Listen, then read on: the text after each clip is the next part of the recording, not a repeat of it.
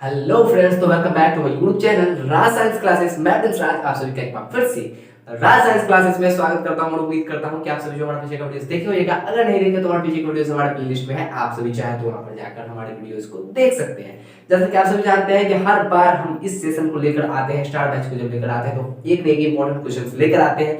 वहीं पर एक इंपॉर्टेंट क्वेश्चन आपका ये भी है कि क्वेश्चन हमारा ये रहा कि क्वेश्चन कहने से पहले मैं एक बात और कहना चाहेंगे कि अगर आप चैनल पर नए हैं तो चैनल को सब्सक्राइब करें, लाइक करें, बेल आइकन को दबाना ना भूलें ताकि आपको डेली नोटिफिकेशन सबसे पहले मिलते हैं। चलिए चलते हैं हमारे क्वेश्चन की तरफ। तो हमारा क्वेश्चन में सबसे पहला क्वेश्चन यहाँ पे ये रहा कि रूसीकरण की नीति क्रांति हेतु कहां तक उत्तरदायी थी। कहने का तात्पर्य हुआ कि रूसीकरण की जो नीति थी, रूसीकरण अब क्या थी, तो भाई एक रूस देश था, उस पर जब अनेक प्रकार के मतलब अनेक जाति के लोग रह रहे थे ना, तो उस पर सिर्फ रूस के ही जात का, रूस की भाषा का, रूस के संस्कृति को अपनाने का एक नीति तैयार किया गया था कि आप कोई भी धर्म के हो, कोई भी कुछ भी हो, अगर आप रूस में रह रहे हो तो आपको इसी की भाषा, इसी की संस्कृति को अपनाना पड़ेगा। इसी को बोले थे रूसीकरण की नीति। तो यही नीति क्रांति हेतु कहां तक उत्तरदायी थी। रूस के जो जार थे उनके प्रति जो क्रांति हुई थी, उस क्रांति के हेतु ये रूसी क्रांति कहां तक उत्तरदायी थी, इसके बारे में हम जानेंगे। चलिए चलते हमारे आंसर की ओर। तो आंसर में लिखा हुआ है क्या कि रूस की जनता में यहूदी, पोल, फिन, उज़्बेक आदि जातियों के लोग थे। कहने का मतलब कि आदि मतलब बहुत सारे जातियों के लोग थे। किसमें? रूस की जनता में। इनकी भाषाएं और रस्म रिवाज भी भिन्न भिन्न थी। कहने का तात्पर्य भाई ये तो सब जानते हैं कि जब भाई जात अलग है तो उसकी भाषा भी अलग होगी। क्या होगी? भाषा मतलब कहीं कहीं के लोग होंगे तो उनकी जात अलग है तो उनकी भाषा भी अलग होगी, सांस्कृतिक भी अलग होगी, शिक्षा भी अलग होगी। जानते हो जैसे कि हम लोग इंडियन है तो हम लोग हिंदी को पसंद करते हैं, उसी प्रकार है अमेरिकन हो गए तो वो क्या करते हैं, इंग्लिश को ज्यादा बेस्ट मानते हैं। तो मतलब भाषा उषा सांस्कृतिक हम लोग गॉड पे विश्वास करते हैं, लेकिन शायद वो लोग करते कि नहीं करते वो ऊपर वाला जाने और वही लोग जानेंगे। चलिए देखते हैं क्या कि इनकी भाषा रस्म रिवाज, इनकी भाषा रस्म रिवाज भिन्न भिन्न थे। कहने का तात्पर्य ये रहा कि इनकी जो भाषाएं भी थी वो भी अलग थी, रस्म रिवाज भी है वो भी अलग थे, और क्या थे, सांस्कृतिक जो थी वहां पे की जो संस्कृति थी इन लोगों की वो भी अलग अलग थी। अब वहां पे रूस की जनता में रूसी बहुसंख्यक है। और रूसी किसको कहते हैं भाई? तो आप लोगों को हम रूसी हम बता रहे कि रूसी किसको कहते हैं। देखिए इंडिया में रहने वाले, भारत में रहने वाले लोग को भारतीय कहते हैं, पाकिस्तान में रहने वाले लोगों को पाकिस्तानी कहते हैं, चीन में लोगों को रहने वाले लोगों को चीनी कहते हैं, जापान में रहने वाले लोगों को जापानी कहते हैं, उसी प्रकार अफगानिस्तान में रहने वाले लोगों को अफगानिस्तानी कहते हैं, उसी प्रकार रूस में रहने वाले लोगों को रूसी कहते हैं। और इन्हीं रूसी बहुसंख्यक होने से, यानी कि रूस में रहने वाले व्यक्ति जो थे, वहां के जो रहने वाले व्यक्ति थे उनकी संख्या अधिक थी। देख रहे होंगे कि बहुसंख्यक होने से, यानी कि जो आम वर्ग के जो लोग थे, आम जाति के जो लोग थे, अलग अलग जाति के जो लोग थे, उनकी अपेक्षा रूसी जो थे वहां पे बहुसंख्यक में थे, जिसके कारण वो क्या हो गए, प्रभावशाली एवं वहां के शासक बन गए। क्या हो गए? प्रभावशाली हो गए और एवं शासक वहां के बन गए। शासक बनने के बाद उन्होंने अब रूसीकरण की नीति को अपनाने का प्रयास किया।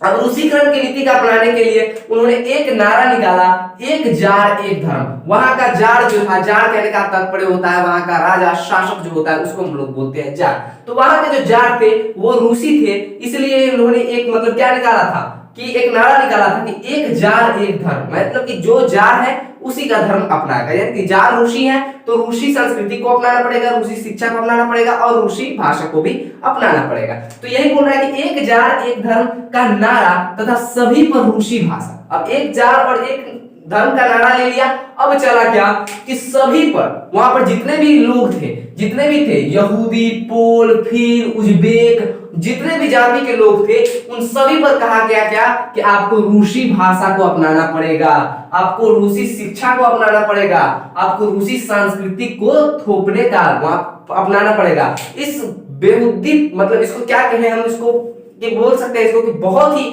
घटिया नीति को अपनाकर उस पर सभी पर क्या किया गया, रूसी भाषा, रूसी शिक्षा, रूसी संस्कृति को थोपने का जो क्या किया गया, प्रयास किया गया था और प्रयास जारी भी था। ठीक है।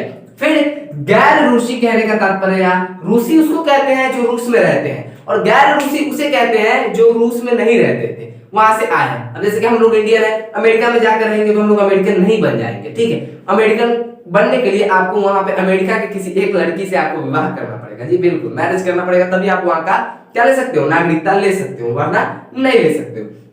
तो हम लोग भारत के हैं, अगर अमेरिका में जाएंगे तो अमेरिकन थोड़ी ना कहलाएंगे, वहां पर रहेंगे तो ठीक है, वहां के लिए हम गैर अमेरिकी हो गए। क्या हो गए, गैर अमेरिकी, मतलब आए तो हम भारत से आते हैं, है दूसरे देश के, लेकिन रहते उसी देश में है, तो इसलिए अमेरिकी तो है लेकिन गैर अमेरिकी है, उस देश के नहीं है। तो उसी प्रकार जो रूस में आए हुए थे, क्या हुए थे, जो रूस में दूसरे देशों से आए हुए थे, उनको बोलते हैं गैर रूसी, और उन्हीं को क्या हुआ, उन्हीं जनता का दमन किया गया। दमन किया गया मतलब उनको दबाया गया, वो कोई भी अधिकार खोजे तो उनको नहीं बातें मानी गई, उसको दबाया गया, ठीक है, दबाया गया। साथ ही साथ क्या हुआ, उनकी संपत्ति भी जब्त की गई, और उनकी जितनी भी संपत्तियां थी क्या कर दी गई, जब्त की कर ली गई। घर, खेत खलियान, गाड़ी घोड़ा, बंगला, जितना भी चीजें थे, सभी संपत्ति क्या थे, जब्त की गई। और इसी प्रकार जैसे ये यहाँ के जो थे अलेक्जेंडर जो प्रथम यहाँ के राजा उस वक्त के थे, उन्होंने जैसा ऐसा व्यवहार किया, तो स्वाभाविक सी बात थी कि जब ऐसा व्यवहार आप कीजिएगा तो आपके प्रति क्रांति होनी ही होनी है। और वही कारण था कि ऐसे में जार के प्रति विद्रोह होने के स्वाभाविक था, और जार के प्रति विद्रोह हुआ भी, अलेक्जेंडर प्रथम